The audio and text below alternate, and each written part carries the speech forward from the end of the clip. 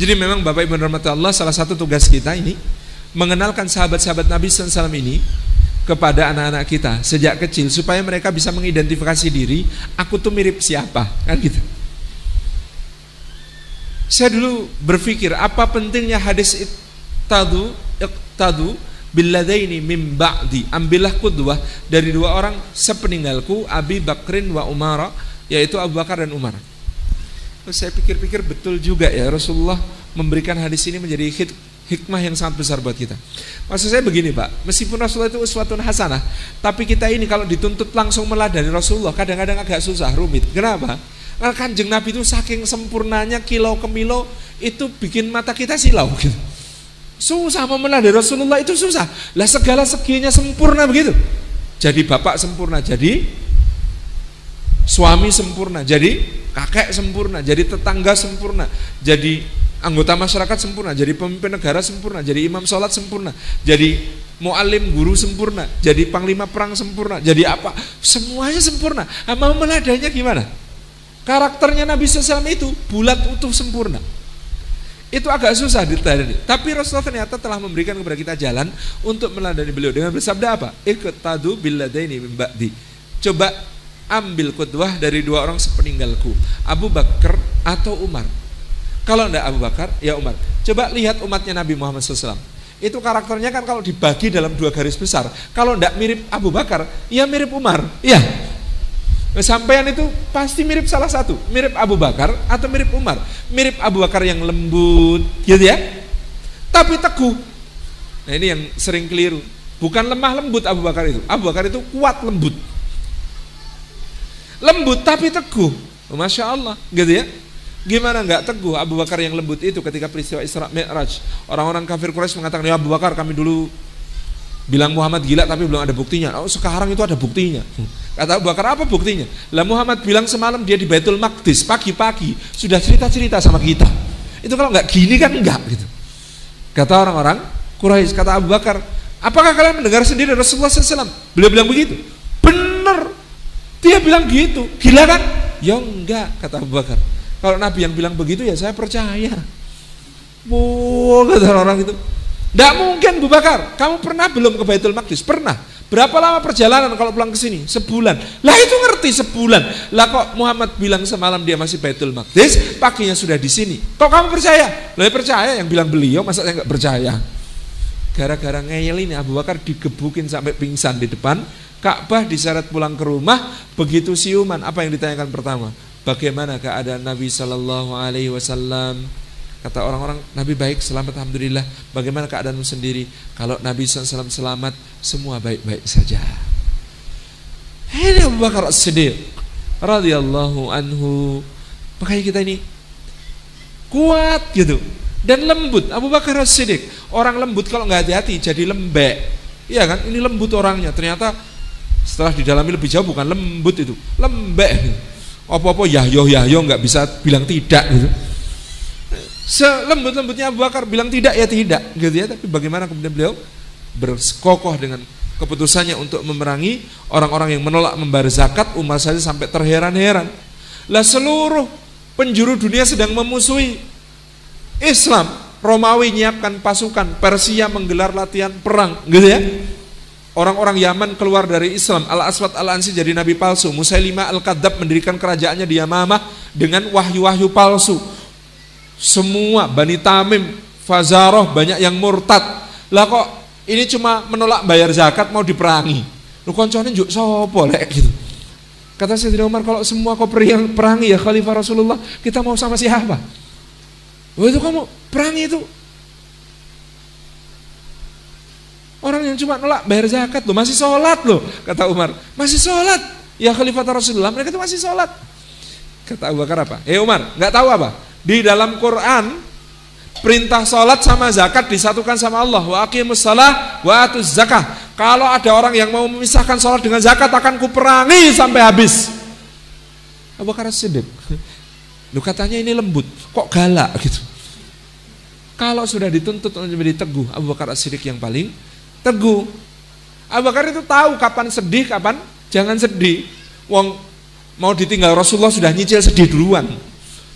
Dibacakan surah An-Nasr semua, takbir, Abu Bakar nangis. Loh, nangis kenapa? Loh, kalau datang pertolongan Allah dan kemenangan, manusia berbondong-bondong masuk agama Allah, selesai tugas beliau. Kalau selesai tugas beliau, ya kita bakal ditinggal. Orang-orang padahal masih takbir, Allahu Akbar, datang pertolongan Allah, kemenangan, manusia berbondong-bondong masuk agama Allah. Gitu kan? Nabi SAW berkhutbah, seorang hamba diberi pilihan, apakah menjadi nabi dan raja ataukah rasul dan hamba. Lalu hamba itu diberi pilihan, apakah bersama orang-orang yang dicintai ataukah ar-rafiqul a'la. Maka dia memilih ar-rafiqul a'la, ar-rafiqul a'la. Nangis lagi, kata Abu Sa'id Al-Khudri, no nangis sih, kenapa sih? Gitu. Syekh kita ini kenapa? Rasulullah cuma cerita ada orang diberi pilihan kok nangis. Kata Abu Bakar, enggak tahu kalian. Yang diberi pilihan itu beliau. Beliau milih rafiqul a'la, berarti sebentar lagi mau pulang ke sisi Allah Subhanahu wa taala. Nangis-nangisnya dihabisin duluan. Begitu hari H Rasulullah wafat, semua nangis, semua ngomyang, semua nggak karuan sampai Sayyidina Umar menghunus pedang di depan rumah Nabi. Ayo, mana yang bilang Rasulullah wafat? Sini, ku potong lidahnya. Munafik dia, bohong dia. Saya bilang Rasulullah wafat. Rasulullah itu cuma menghadap Allah, nanti pulang. Dulu Musa juga menghadap Allah 40 hari dibilang mati. Akhirnya Musa pulang. Ayo, siapa yang mau bilang Rasulullah wafat? Maju sini. Bayangkan Umar bin Khattab sampai ngomyang karena nggak kuat menahan duka bahwa Rasulullah sudah wafat. Insyaallah Abu Bakar datang tenang gitu ya. Kenapa? Sedihnya sudah nyicil, udah habis gitu. Masuk ke rumah Rasulullah, dicium wajah Rasulullah SAW. Alangkah wanginya engkau ketika hidup, alangkah wanginya ketika engkau sudah mati. Kalau Allah memang telah mematikanmu, dia tidak mungkin mengumpulkan dua ajal bagimu. Inilah engkau ya Rasulullah. Keluar, Umar duduk, wapa, itu masih ngomong terus gitu. Umar duduk, enggak mau duduk, langsung Abu Bakar pergi ke tempat yang agak tinggi. Beliau berkhutbah mengatakan, amma ba'du, siapa yang menyembah Muhammad, Muhammad mati. Siapa yang menyembah Allah, Allah hidup kekal. Wa ma Muhammadun illa rasul qad khalat min qablihi rusul afa immata au qutilan qalabtum ala aqabikum wa may yanqalib ala aqibaihi fala yadurullah syai'a wa sayajzillahu syakirin. Kata Umar, seakan-akan ayat itu baru turun ketika dibaca Abu Bakar.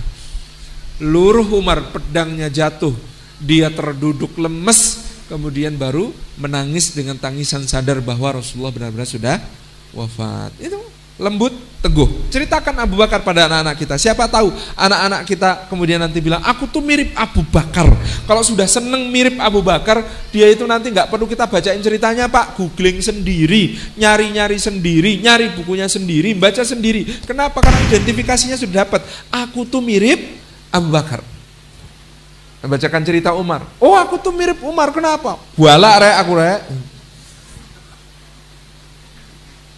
Kayak Umar keras, kayak Umar kasar, tapi hatiku lembut. Aku penyayang. Aku tuh sayang sama adikku. Aku tuh sayang sama tetanggaku yang miskin. Aku tuh sayang sama ibu yang merebus batu. Gitu. Tabaraka Rahman. Umar, aku tuh kayak Utsman. Apanya dek? Aku pemalu. Utsman pemalu, tapi pemalunya diikuti kedermawanan. Oh, aku tuh kayak Ali bin Abi Thalib. Apanya dek? Suka bercanda, kelakar, isi going. Sayyidina Ali kan bercandaan, meskipun bercandanya asyik gitu. Ada orang Khawarij kan memang bikin onar, datang kepada beliau, ini gimana ini? Zaman Abu Bakar dan Umar keadaan damai tentram, ketika kau yang jadi khalifah keadaan kacau. Kata Sayyidina Ali bin Abi Thalib, iya, wong zaman Abu Bakar dan Umar rakyatnya kayak saya, lah zaman saya rakyatnya kayak kamu.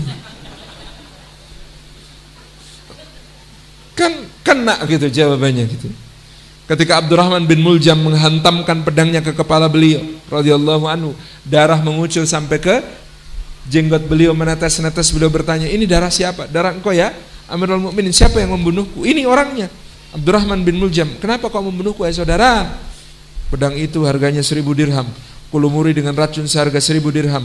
Aku berdoa di multazam untuk supaya pedang itu membunuh orang paling hina di muka bumi, orang paling celaka di muka bumi. Kata Ali bin Abi Thalib, oh insya Allah doamu terkabul. Hei Hasan, nanti kalau aku mati, tolong orang ini dikisos pakai pedangnya sendiri, agar orang paling celaka mati oleh pedang ini. Insya Allah.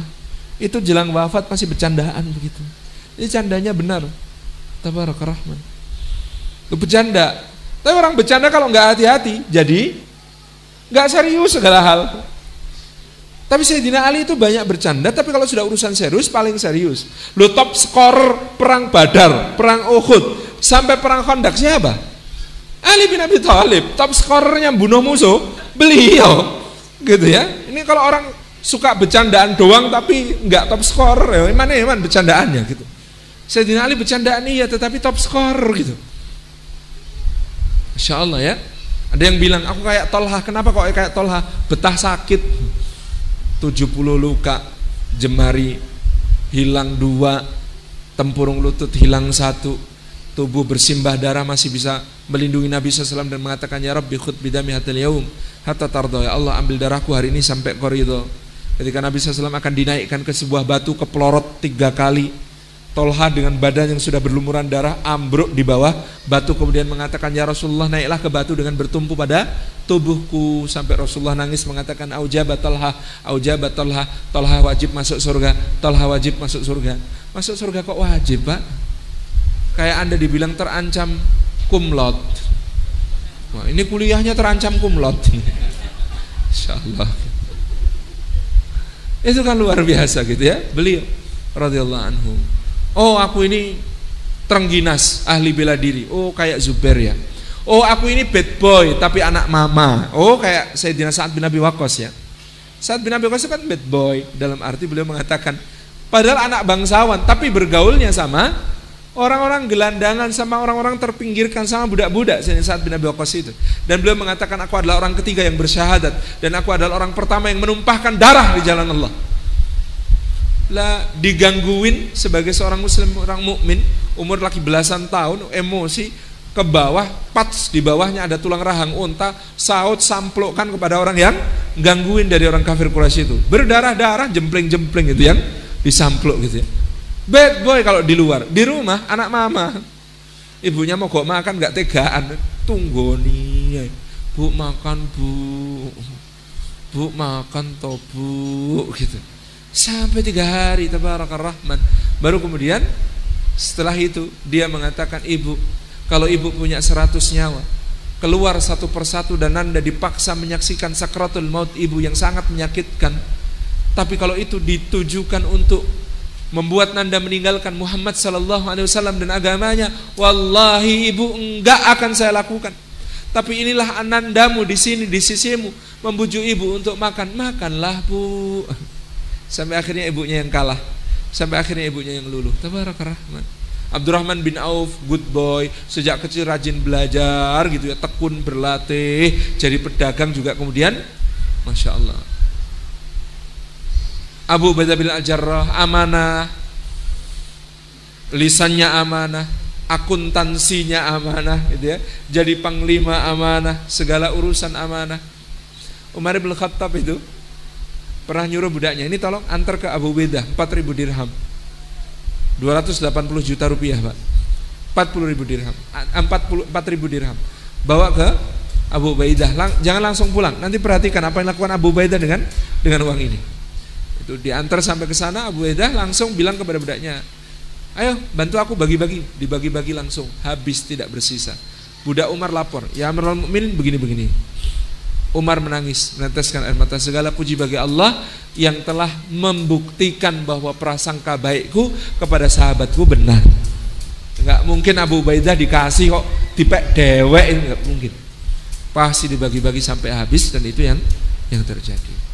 Nah, yang terakhir dari Sa'id bin Zaid. Oh, hanya diceritakan Sa'id bin Zaid lihat kepada anak kita, yuk kamu itu dek, enggak harus jadi yang tampil-tampil tuh, enggak harus. Jadi orang yang dahsyat-dahsyat dudeng-dudeng di depan enggak harus. Lawang yang low profile enggak pernah kelihatan ceritanya juga bisa jadi ahli surga yang dijamin oleh Rasulullah sallallahu alaihi wa alihi wasallam. Aman dek, aman itu.